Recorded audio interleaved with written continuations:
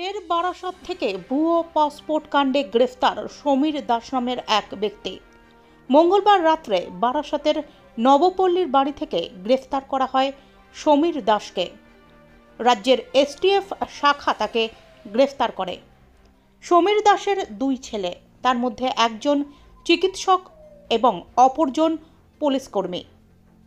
সমীর দাসকে প্রাথমিক জিজ্ঞাসাবাদের পর তদন্তকারী আধিকারিকদের অনুমান ছেলের সাহায্য নিয়েই জাল পাসপোর্ট ও আধার কার্ড তৈরি করতেন এই সমীর দাস। সূত্রের খবর, এর আগে পাসপোর্ট সংক্রান্ত কেলেঙ্কারির মূল পাণ্ডা সমরেশ সহ একাধিকের সঙ্গে যোগাযোগ ছিল এই সমীর দাসের। পুলিশের হেফাজতে থাকাকালীন সমরেশ বিশ্বাস ও মনোজ গুপ্তা সহ অন্যান্যদের জিজ্ঞাসাবাদে উঠে আসে এই সমীর দাসের নাম। মঙ্গলবার রাতে এসটিএফ তাকে গ্রেফতার করে বারাসাত থানায় নিয়ে আসে এবং রাত ভোর তার বাড়িতে এসটিএফ আধিকারিকরা তল্লাশি চালিয়ে বহু নথি উদ্ধার করে। এই চক্রে বাকিদের সন্ধানে তল্লাশি চলছে সর্বত্র। কিছু তৈরি করতাম না। আপনাদের পুলিশ কালকে তো স্টেপ এসে আপনাকে অ্যারেস্ট করেছে ঠিক, কিন্তু আমি যারা করে তাদেরকে শুধু বুঝে দিতে। আপনাকে কেন অ্যারেস্ট করলো? আমি যে আমার মোবাইলে কথোপকথন কি পেয়েছে আপনার বাড়ি থেকে? কিছু পাইনি। আমার যে যাদের আমি নাম ডকুমেন্ট বলতাম তাদের দিয়ে আমি ওদের বলতাম, সেটাই পেয়েছি। কালকে কখন অ্যারেস্ট করলো আপনাকে? কালকে সন্ধ্যে। কি নাম আপনার? কি নাম?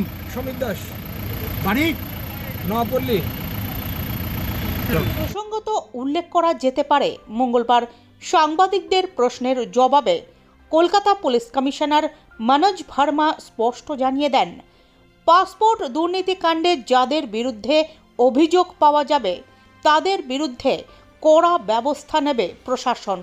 এর আগেই কলকাতা পুলিশের এক অফিসারকে এই পাসপোর্ট জালিয়াতি কাণ্ডেই উত্তর 24 পরগনা জেলা থেকে গ্রেফতার করে স্পেশাল টিম। বলতে সেইভাবে তো আমারও কাজের সূত্রে ব্যস্ত, তো সবাই কাজের সূত্রে সেইভাবে ওনার সাথে আলাপ আলোচনা কাজ করতে না কি ওই ধরনের কোনো কিছু জানি না। ওনার পরিবারে কি আছে? পরিবারে দুই ছেলে আছে, এক ছেলে হচ্ছে ডেন্টিস্ট আর আরেকজন মানে ইয়ে আছে পুলিশের কোনো ডিপার্টমেন্টে আছে। আর পুলিশের ছেলে ডেন্টিস্ট কি করে বলবো, নকল মানে উনি সেইভাবে কারোর সাথে মিশতো না, মানে উনার মতোই থাকতো। বাড়িতে লোকজন আসা যাওয়া না, বাড়িতে সেইভাবে দেখিনি, সেই অর্থে কোনো লোকজন যাতায়াত দেখিনি।